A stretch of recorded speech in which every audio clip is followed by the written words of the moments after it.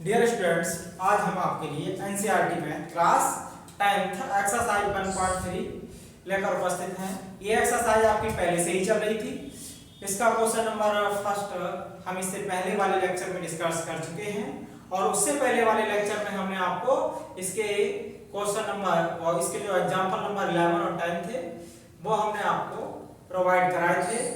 ठीक है, तो मैं आशा करता हूं कि आप उन एग्जाम्पलों के माध्यम से अपरमेय संख्याओं को सिद्ध करना सीख चुके होंगे कि वो अपरमेय संख्याएं हैं।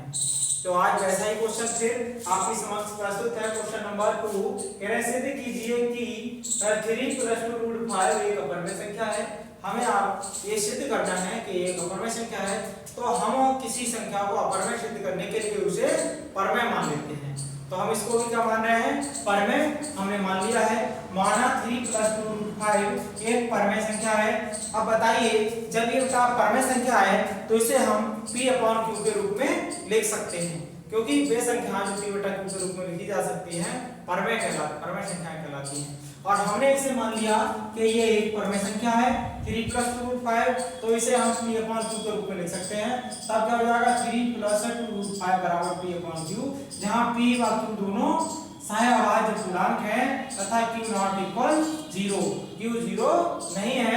अब देखिए ध्यान से कि ये जो 3 प्लस में है, अगर इसको RHS में ले जाए तो क्या हो जाएगा? माइनस का जाएगा p/q -3। अब ये देखिए 2 जो है ये √5 के मल्टीप्लाई में है LHS में, अगर इधर ले जाए तो कौन जाएगा? बटे में, तो इधर जाएगा तो क्या हो जाएगा? 1/√2, और इसे हमने ब्रैकेट के अंदर रख लिया है आपको समझाने के लिए।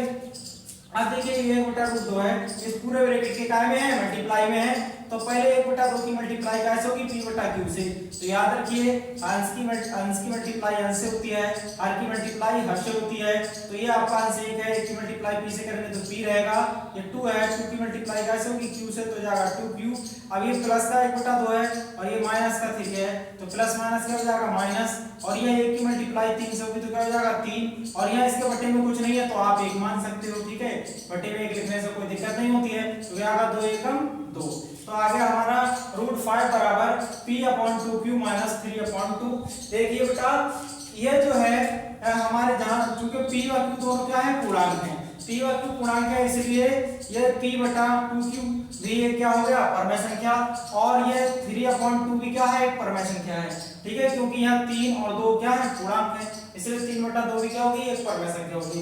और मैंने आपको इससे पहले वाले लेक्चर में बताया था कि जब दो परमेय संख्याओं का अंतर निकालते हैं तो जो अंतर प्राप्त होता है वो भी एक परमेय संख्या ही होता है। इसलिए ये p/2q -3/2 का अंतर भी क्या होगा? एक परमेय संख्या होगा। इसलिए हमने यहाँ लिख दिया है p/2q। यहाँ क्या है? q है, गलती से p लग गया था, यहाँ है q। p/2q और माइनस का क्या? माइनस का आपका 3/2 एक परमेय संख्या है जो कि किसके बराबर है? जो कि √5 के बराबर है। देखिए ये पूरा जो है आपका किसके बराबर है? √5 के बराबर। तो हम लिख दिया है जो कि √5 के बराबर है। अतः √5 एक परमेय संख्या है, क्योंकि जब बेटा आपका ये पूरा परमेय संख्या हो गया है और ये इसके बराबर है तो ये भी तो एक परमेय संख्या होगा ना। ठीक है, तो देखिए अब कह रहे हैं परंतु √5 एक अपरमेय संख्या है। √5 जो है एक अपरमेय संख्या है। आपको यह अपरमेय संख्याओं की परिभाषा पढ़ाई थी इस चैप्टर के फर्स्ट लेक्चर में एक्सरसाइज 1.1 से पहले। तो हमने बताया था कि √3, √5, √7 आदि जिनके अगर वर्गमूल मान निकाले जाएं तो पॉइंट में आते हैं। वर्गमूल क्या में आते हैं? पॉइंट में, दशमलव बिंदु के रूप में। इसलिए वो क्या है? परमेय संख्या नहीं बल्कि अपरमेय संख्या है। तो आपको यहाँ √5 क्या है बेटा? आपकी एक अपरमेय संख्या है। ठीक है, इससे ये पता चलता है कि हमारी अवधारणा गलत थी, क्योंकि यहाँ हमने जो माना है उसके अनुसार √5 एक परमेय संख्या आ रहा है निकल के, लेकिन वास्तव में क्या है? √5 एक अपरमेय संख्या है ना। तो इससे हमारे कथन का विरोध हो रहा है ना। कह रहे हैं तो ये इससे हम इस निष्कर्ष पर पहुंचते हैं कि यह एक मतलब √5 जो है, √5 क्या है? वास्तव में क्या है? एक अपरमय संख्या है। तो हमने यहाँ देखो लिख दी थी आपकी हिंदी, इससे ये पता चलता है कि हमारी अवधारणा गलत थी जो हमने मानी थी। ठीक है, हमने क्या माना था कि 3 + 2√5 एक परमय संख्या है, यही तो था, यही तो हमने माना था। तो ये हमने जो माना था वो गलत था। ठीक है, कह रहे हैं इसलिए 3 + 2√5 एक अपरमय संख्या है, क्योंकि हम अपनी अवधारणा के अनुसार √5 को एक परमय संख्या सिद्ध कर चुके हैं, किंतु वास्तव में ये परमय संख्या नहीं होता है। ये क्या है? अपरमय संख्या है। आया ना समझ में? इसलिए हमारी अवधारणा गलत थी और आपका 3 + 2√5 एक परमय संख्या है ना। देखिए इसके साथ ही आपका क्वेश्चन समाप्त होता है। यही आपको सिद्ध करना था, आप यहाँ लिख सकते हो इति सिद्धम। देखिए बेटा अगला क्वेश्चन है, अगला क्वेश्चन और इस एक्सरसाइज का लास्ट क्वेश्चन है आपका 3। कैसे सिद्ध कीजिए कि निम्नलिखित संख्याएं अपरिमेय हैं। क्या है?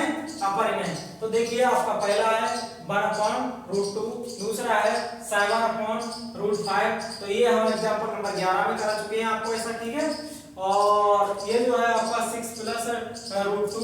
तो ये देखिए ये आपका इसके तरह है 3 + 2√5 के तरह। तो ये दोनों ऑप्शन नंबर सेकंड और ऑप्शन नंबर थर्ड ये आप स्वयं करेंगे, क्योंकि हमने इस एक्सरसाइज के आपको एग्जांपल भी कराए और एक्सरसाइज का क्वेश्चन नंबर 5 ये भी कराए और थर्ड का भी ऑप्शन नंबर 1/√2 आपको सिद्ध करा रहे हैं। तो आप इतना कराने के बाद ये तो कोई 2 ऑप्शन तो आप कर ही सकते हैं। अगर इतना भी नहीं कर सकते हैं तो फिर क्या पढ़ाने का क्या फायदा है ना। आप मेहनत से पढ़िए, ध्यान से पढ़िए। तो आइए आप लोगों का ऑप्शन नंबर जो फर्स्ट है क्वेश्चन नंबर 3 का, इसे भी हल कर लेते हैं। ये है तो ये वास्तव में क्या है? एक अपरमय है, किंतु हम इसका उल्टा मानते हैं। हमने माना 1/√2 एक परमय संख्या है, और बेटा जब ये परमय संख्या है तो इसे p/q के रूप में हम लिख सकते हैं। इसलिए हमने 1/2 क्या लिख लिया? 1/2 = p/q, जहां p और q सहभाज्य पूर्णांक हैं तथा q ≠ 0, q का मान कभी भी 0 नहीं हो सकता है। अब देखिए ये 1/√2 है, अपॉन में रूट रखते नहीं, ठीक है, बटे पे रूट नहीं छोड़ते हैं। तो हमने इसे इसमें परमयकरण कर दिया। √2 से अंश और हर को मल्टीप्लाई कर दी। √2 की 1 से करेंगे √2 आ जाएगा, √2 की 2 से करेंगे तो कितना हो जाएगा? 2। अब बराबर क्या है हमारा p/q। अगर ये बटे का 2 है, इसे RHS में ले जाएं तो कहां जाएगा? इधर गुणा में जाएगा, तो किसके पास आ जाएगा? p के पास। तो √2 बराबर क्या हो जाएगा? 2p/q। देखिए बेटा ये दो जो है पूर्णांक है, p व q भी क्या है? पूर्णांक है। इसलिए हम लिखा है चूंकि p व q दोनों पूर्णांक हैं, इसलिए 2p/q एक परमय संख्या है जो कि √2 के बराबर है। ठीक है, अतः √2 एक परमय संख्या है। हमने इसको क्या सिद्ध कर दिया? √2 को एक परमय संख्या है, परंतु ये एक अपरमय संख्या है। ठीक है, इससे ये निष्कर्ष निकलता है कि हमारी अवधारणा गलत थी, इसलिए 1/√2 एक अपरमय संख्या है। और ये आपका प्रूव हो चुका है। आप यहां लिख सकते हो इति सिद्धम, ये सिद्ध हुआ। ठीक है, इति सिद्धम।